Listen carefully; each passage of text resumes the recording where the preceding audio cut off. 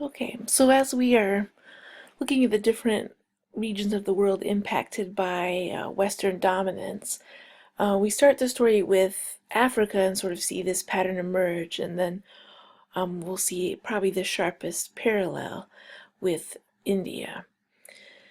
So we should start kind of to remind you where we last left off our conversation with India.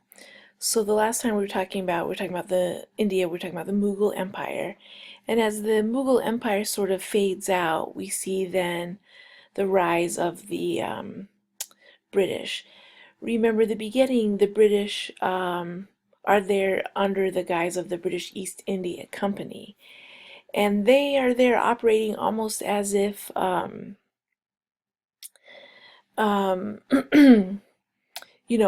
a government or a political entity. They have their own soldiers, right? Sepoys. They can sign contracts with local rulers, but essentially they're there to make money. But as you know, right, so you can see that the Sepoy Rebellion or the First War for Indian Independence sort of changes the British relationship. So here, take a look at this map. You can see the British controlled area in the dark green in 1805. So a lot of this was the British East India Company. So after the Sepoy Rebellion, the British government then will take over beginning in 1858. And so they'll expand their control, right, to what is today Pakistan, India, and Bangladesh. So, India will be known as the jewel in the crown. So why do the British consider India so valuable? I mean, look at the way the British can live. So remember this idea of kind of looking for opportunity and, this opportunity of living fairly well in India. And so I thought these were great pictures to kind of show the different relationships the British had. So here, right, with their servants. And then here you see the British with some of the ruling elites, right? So they made some agreements with the ruling class for control. But for the overwhelming majority of Indians, right, nothing much changes for them. They're just replacing one ruler for another. So the natural resources in India plus new markets to sell their goods, and just kind of the goal of the Europeans since Columbus. Okay, so the good and the bad, right? So the Mughal Empire was corrupt and collapsing, so the British did kind of restore some order and stability. They will put in some infrastructure, a school system, and eventually build the third largest railroad system in the world. The bad, right? The economics. So the British goods come in and flood the local markets. So, the local craftspeople could not keep up with the flooding of cheap industrial made goods. One notable tragedy is a massive famine that will kill millions because of cotton farming, right? The British are trying to fuel their efficient textile factories in Great Britain, plus I think our Civil War disrupted that a little bit. And so they had a lot of cotton farming, but you can't eat cotton, correct? And so they weren't growing enough food. And just the arrogance and the disrespect, their accounts of the British kind of just chipping jewels off the Taj Mahal, the disrespect of religious beliefs and culture. I think I might have quoted this in class, but it might be in your textbook, but I think his name is Thomas Macaulay, was an Englishman who said, right, that one shelf of a British schoolboy's bookshelf is greater than all of India's civilization's writings. So they had just this complete disrespect for the culture and the heritage of India.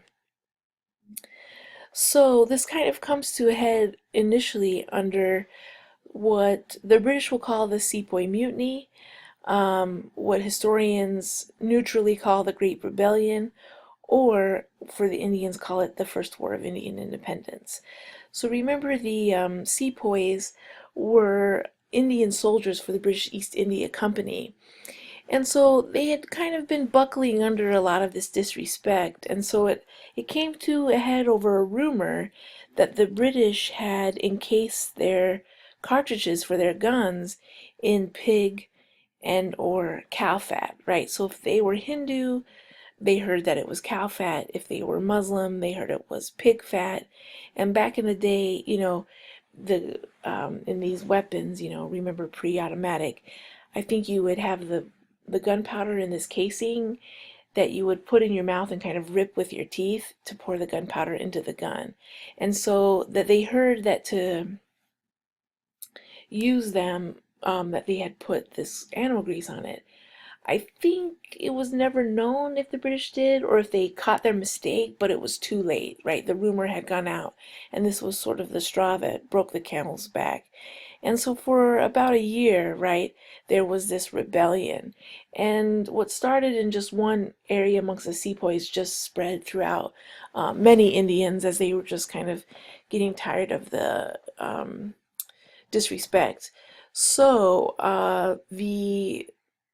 the British then put down this rebellion quite violently.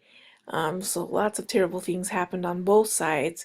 But the ultimate conclusion is the British East India Company is disbanded, and by 1876, Queen Victoria becomes the Empress of India, and what is known as the Raj begins, or the British rule of India.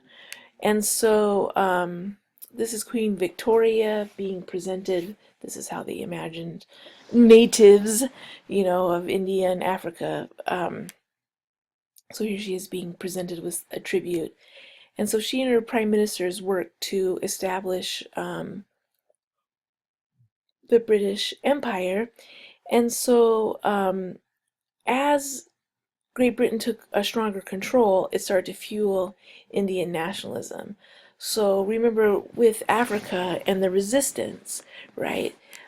You'll see the resistance in terms of Indian nationalist movements that will coalesce here by the end of the 1800s, but they won't achieve their goal until after World War II. So the other results of the rebellion is Indian nationalism, and your book kind of discusses different people like Roy here who worry that, are some of India's traditions holding them back? Um, do they need to kind of discard some of their traditions and incorporate more of the West? And we can see that in all of our areas. China, Japan, Africa will kind of have these internal debates.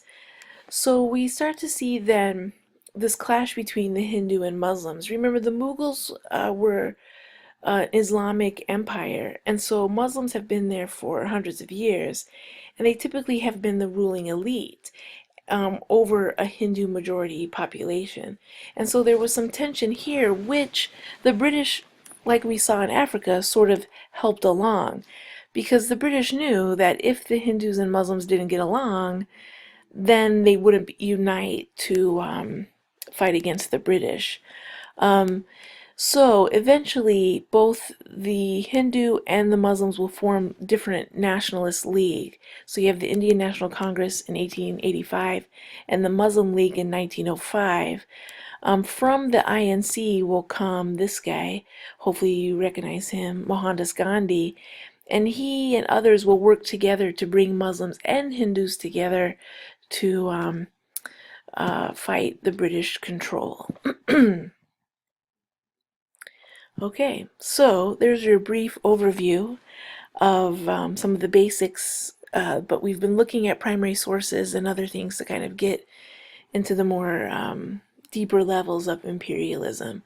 But we'll come back to this and the ramifications and the legacy of British imperialism for quite some time.